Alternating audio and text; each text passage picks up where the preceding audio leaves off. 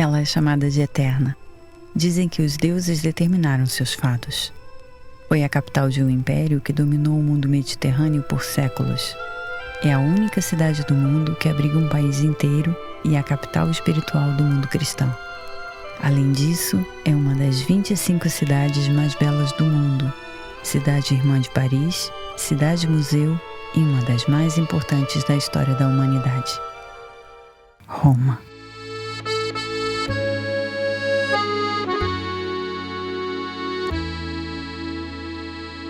Por onde começar a conhecê-la? De qualquer parte, pois esta fascinante cidade, classificada como patrimônio mundial, é repleta de arte, arquitetura monumental e história. Da Vila Borghese temos um panorama da cidade e ingressamos nessa viagem através dos séculos por uma das portas da Muralha Aureliana, na Piazza del Popolo.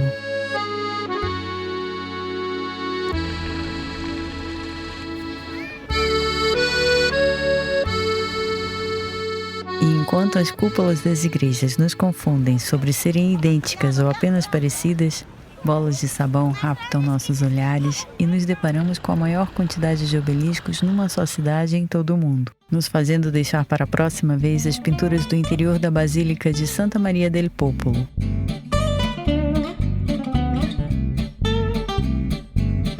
Então, as águas que jorram das várias fontes nos contam da travessia destes obeliscos desde terras distantes, pelo mar que os romanos chamavam de Nostrum, o Mediterrâneo.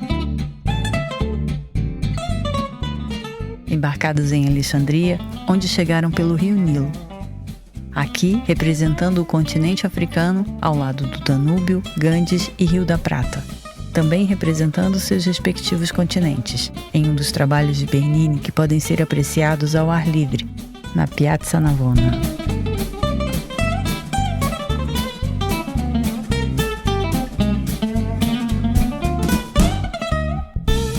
Até que chegamos à rainha de todas elas, a Fontana di Trevi, a gigantesca fonte barroca que combina escultura, natureza e arquitetura. Aliás, foi em Roma que nasceu a arte barroca.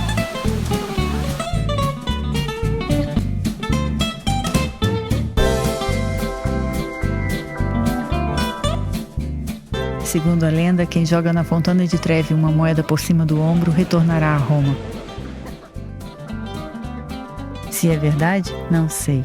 O certo é que para conhecer melhor esta cidade, é preciso, além de alguns dias, mergulhar em suas histórias e na história. Para isso, o dia pode ter que começar bem cedo. Afinal, quarta-feira é dia de audiência com o Papa, que com sorte até consegue se trocar umas palavrinhas e receber a bênção mais importante da Igreja Católica. E se Deus ajuda quem cedo madruga, nós tivemos direito a bônus, um like do Papa Francisco por pedalarmos desde Portugal até Roma, passando por Santiago de Compostela. E é justamente nos museus do Vaticano que encontramos vestígios dos primórdios de toda essa história com H maiúsculo. Além de conhecermos melhor os pilares que fundaram a cidade e deram origem ao maior império do mundo antigo, pois quem pensa que o que há de mais antigo em Roma está nas ruínas de alguns dos fóruns da cidade, esquece que antes de tudo isso acontecer, pensadores, ideias, símbolos, mitos e lendas de outras terras e de tempos mais antigos se misturam na história romana e, consequentemente, na nossa história. Contudo, ainda mais difícil é conhecer todo o acervo destes museus, pois estima-se que possuem cerca de 70 mil obras, estando apenas 20 mil em exibição, distribuídas em 54 galerias. Entre elas, algumas das obras de artes renascentistas mais importantes do mundo.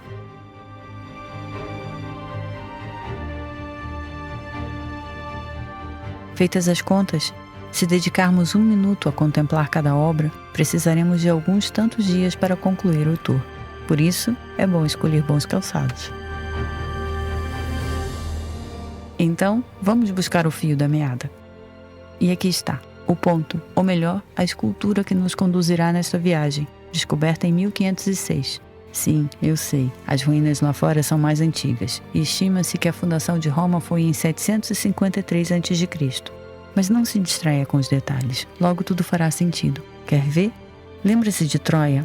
Não do Brad Pitt, mas sim um cavalo supostamente idealizado por Ulisses? Não é esta a história que conta-nos este maravilhoso mosaico, embora seja de influência grega. Estamos falando da epopeia contada por Homero, em Ilíada.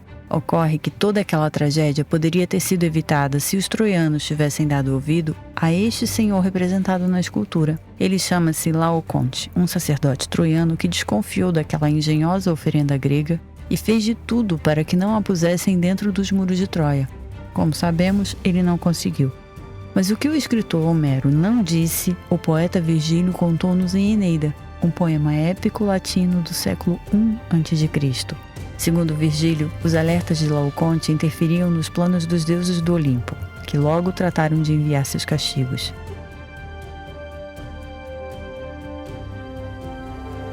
O facto é que, quer seja sob os nossos pés, no nosso entorno e ainda mais no alto, para onde nossos olhares são constantemente convidados, por aqui desfrutamos de uma verdadeira imersão em arte e histórias milenares, do Oriente ao Ocidente, cercados por musas, deuses, mitos e lendas. E se lá fora há uma fonte rainha, aqui há um teto rei, a magnânima obra de Michelangelo que reina absoluta no teto mais famoso do mundo.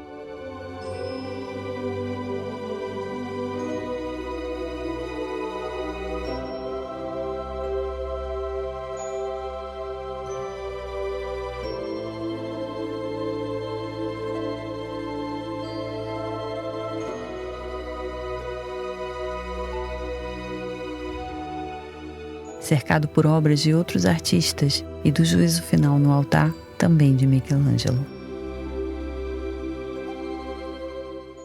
É bom saber que no primeiro domingo de cada mês, museus públicos, monumentos e sítios arqueológicos são gratuitos para todos os visitantes.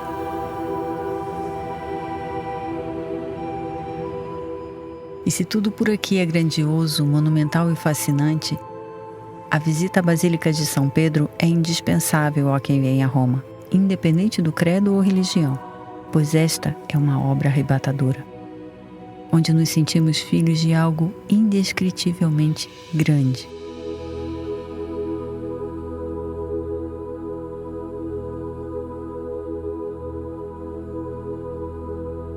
E por que nos sentimos filhos?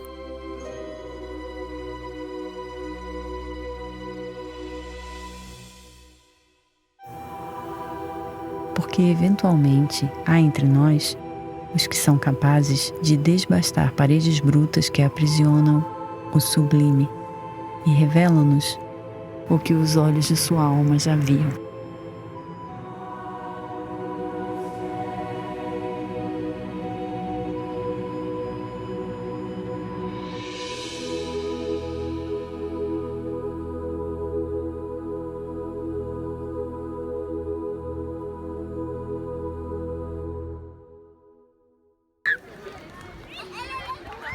Bem, voltemos ao Museu a Céu Aberto, ao poeta Virgílio e à origem lendária de Roma, que diz que um valente guerreiro troiano, chamado Enéas, filho de Vênus, a deusa do amor, conseguiu escapar do cerco grego com seu pai nos ombros, Anquises, descendente de Zeus, o rei dos deuses, símbolo da eternidade, e de mãos dadas ao filho para cumprir o destino traçado pelos deuses, fundar a nova Troia.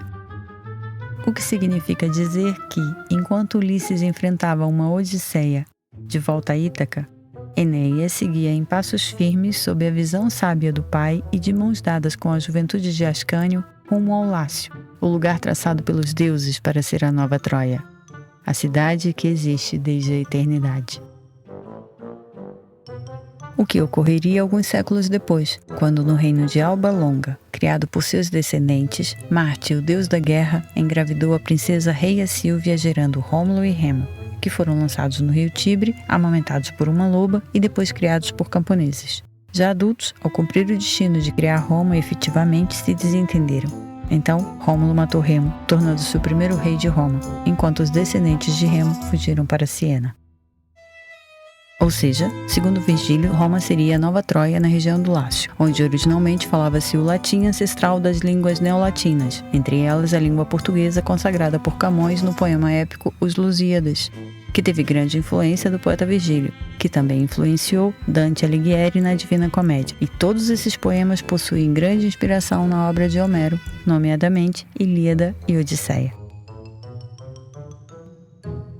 E se a obra de Virgílio e Homero atravessa milênios, o Panteão mantém-se firme como uma das mais bem preservadas estruturas romanas antigas e em uso por toda a sua história, que soma quase 2000 anos. Certamente o que mais chama a atenção é a sua cúpula, que ainda hoje é a maior cúpula de concreto não reforçada do mundo, e a mítica abertura, que intriga alguns sobre o que ocorre quando chove. Bem, em dias de sol, a abertura permite a entrada de luz que passeia pelo espaço no movimento inverso ao de um relógio do sol, enquanto em dias de chuva, chove. E um sistema de drenagem no piso quase imperceptível remove a água que escorre pela abertura. E assim já se vai um ou mais um dia em Roma, que continua linda, romântica e impressionante sob a luz da lua. E ainda falta muito o que ver.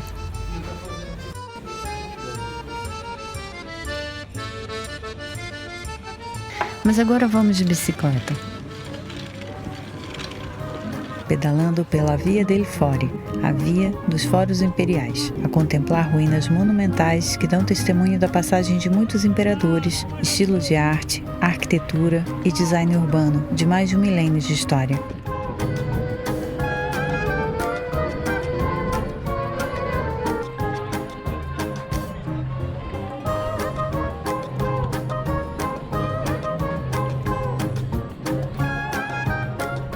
Uma via que nos conduz ao sangrento Templo dos Gladiadores, o monumental Coliseu.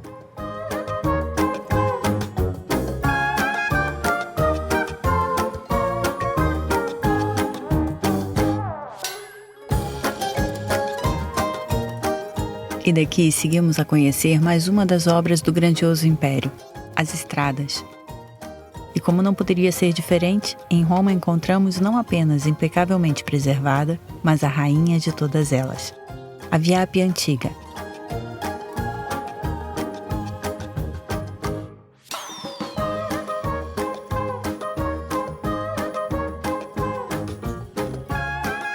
Logo depois do Monte Palatino e do Circo Máximo, saímos das muralhas aurelianas pela Porta de São Sebastião, de onde seguimos por aproximadamente 17 quilômetros de via preservada, ainda nas proximidades de Roma. A Via Appia Antiga é a primeira estrada romana, construída em 312 a.C., que ligava Roma diretamente à Grécia e a Jerusalém, através do porto de Blíndice, na Puglia.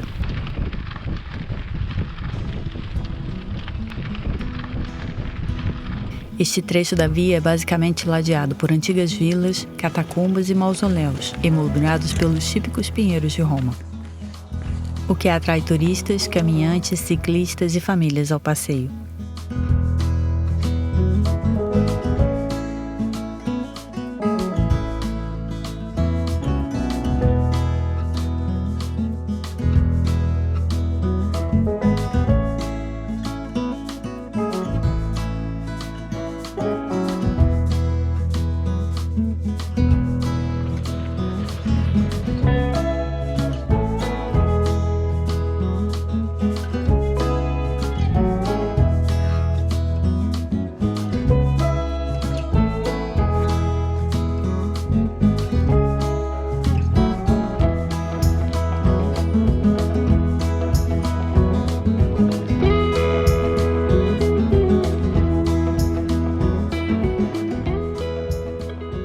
Como muitas das antigas vias, a Via Appia Antiga também foi aproveitada na construção de uma via mais moderna. Então, depois deste trecho, é possível que sejam os velhos ventos de Ulisses a comandar os rumos desta pedalada, pois ouvimos os chamados de Netuno e rumores da passagem do Odisseu pela costa. E isso é coisa a não se perder. Não esqueça, subscreve o canal, partilha com os amigos e segue conosco nesta aventura. Porque depois de conhecermos a Riviera de Ulisses, voltaremos a encontrar vestígios da Via Appia Antiga e conheceremos Miturnai, antes de nos dedicarmos a descobrir qual a melhor pizza do mundo em Nápoles. E das histórias em torno do grande vulcão, o Vesúvio. Até lá!